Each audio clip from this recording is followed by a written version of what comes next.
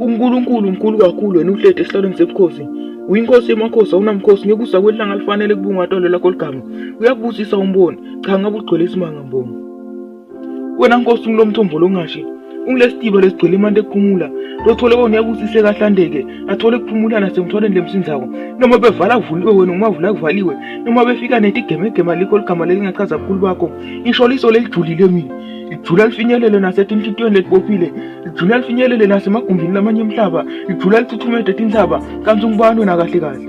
Labanye bathi ngumveli incandilo ekhona nqanda umhlaba ungenasekelo, labanye bathi ngimabizwa asabele simpita asabele, esoneni usabelo salapha boshiwe. UNkulunkulu mkhulu kakhulu, lokho lithando likhulu kakhulu. Umbuso wakho awuthethwa, kwehluleke emafilisti, kwehluleke emafarisi, ngubani longamelana nawe? Nguwe. Amen.